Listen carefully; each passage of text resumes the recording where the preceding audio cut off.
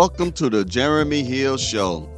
If you're easily triggered, leave now because this is not the show for you. Now, what I'm going to show you today I'm going to try to answer a question. Why are black men saying to hell with black women? Why are they saying that?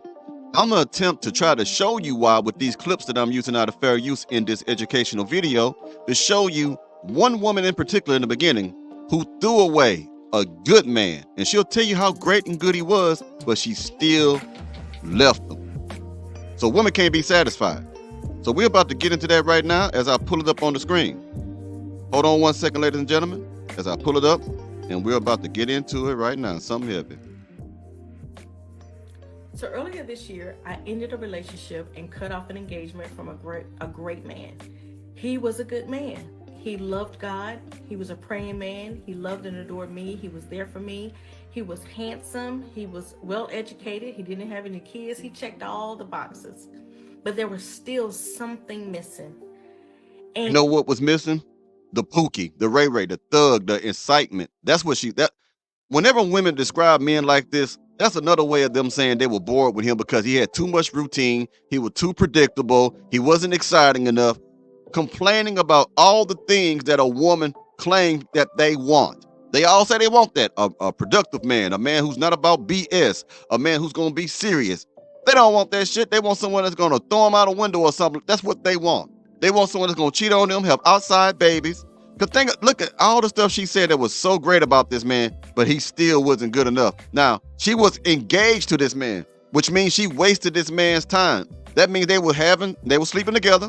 They had intimate moments. They were going out. People know about them, but that wasn't good enough. Let's keep going. Missing.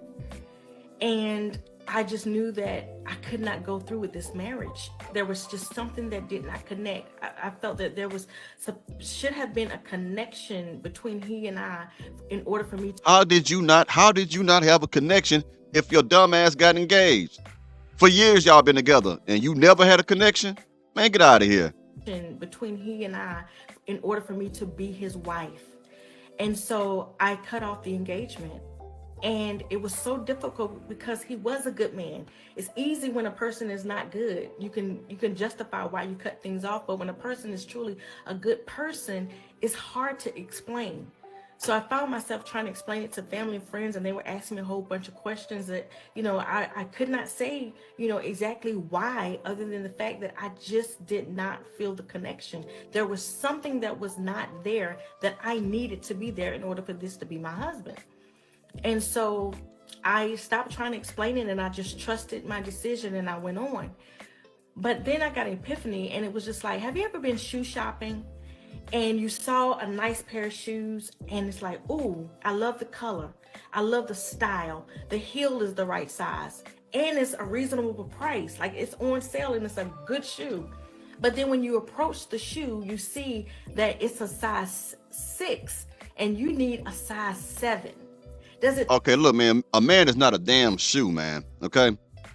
What it come down to is another self-entitled woman who wants everything their way. You can give a woman damn near 97% of everything she wants, and she ain't gonna be happy unless she get the rest of the percentage.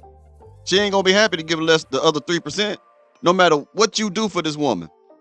And she's a nice-looking woman, but she's still a fool, man. Now, that man gonna find somebody else. I hope he ain't traumatized. This is why men are saying to hell with black women. This is why men are saying you are making men cold-hearted because a man can give you everything you want for it, genuinely love you, and you still give him the boot. You still get rid of him. You still divorce him. You still kick him away. You still reject him. You still push him away because you're ungrateful. You are unthankful. It was so bad that her family members questioned her, like, why did you do that? And she couldn't give him a good answer other than there's no connection. But here it is. You've been with this man for years. You accepted his engagement ring, built him up to the climax basically, then just to drop him. Take away from the fact that the shoe is a good shoe? Does it take away from the fact that you're getting a great deal for the quality? Does it take away from the fact that the heel is still the right size? It doesn't matter. All of that still makes the shoe is still good. But if it's not your size, it's not the shoe for you. And so that is what I had to accept. Yes, he was a good man. But what that feeling was is that he was not a great fit for me. It didn't take away from who he was. But it was just Now think about it. A good fit for her is not a man who is good for her. Remember, she's saying he's a great, good man. So the fit for her will have to be the opposite. It will have to be someone that would cause drama, cause a little turmoil in her life, have her worried at night, have her stressed out, and still giving us some good pipe. So someone that she can feel that is like disrespecting her and disappointing her. Because everything she said about this good man is the opposite of what I've just said. Some women is a glutton for punishment. They want to be punished. They want to go through shit. And she's an example of that. confirmation that he was not a good fit for me. Now, what I'm going to do is play a woman who reacted to that video right now. All right. You said that you let go of a good man. He was college educated. He was smart. He had his own. He probably made good money on his job. And he was God-fearing. So why is that a bad thing? What was missing that you had to let him go? Was it that he wasn't slinging? It wasn't the fact that he was dotting your I's and crossing your T's, dragging your ass across the floor, giving you carpet burns? Did he really have a job? Did he have 5 or 6 different baby mamas and stand with one of them? Oh yeah, that's right. I got it now. So, how's the single life going? Are you willing to get taken out to Cheesecake Factory? Make it make sense? Yeah, she's saying everything I just said. I think it's all about the fact that man was not in the streets. That's what I really think it is. She's a street running woman. She like to have street live and like excitement that only can come from a D-boy, a dope boy, a thug, or Pookie Ray Ray, Nook Nook, and Jody and the rest of them. That's what I really think it is. See, y'all need to start getting married based on, you don't get married for, say you're 24 years old. You don't get married for 24. You get married for what you're going to be at 70, for example. What do I mean by that? You want to marry somebody that's going to wipe your booty when you can't wipe it no more. You want to marry somebody that's going to be with you, go to the doctor visits when you get put on a dialysis machine or some kind of medical health condition. That's the type of person you need to marry. And what she had sounded like that was the kind of guy that she had. Now, if she were to get one of these Pookie Ray Rays and stuff, they ain't going to be around for all those things I just mentioned. Man, I got to take you to the hospital. Man, I can't. I'm telling you. Some of you women are marrying wrong. Let me go ahead and play this right quick to prove my point. 1 second. Choose somebody who you know loves you enough to change your diaper.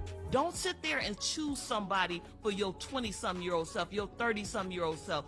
You better choose somebody for your 70-year-old self. And I can tell you this as a woman after 40 years.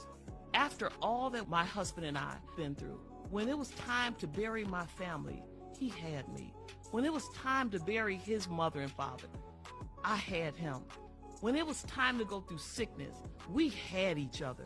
When you have that person and they have proven through the time that they are with you, let me tell you something. You better prepare for this stage of your life. I say everything she said was correct. Everything. Well, ladies and gentlemen, I'll see you later. Have a good one.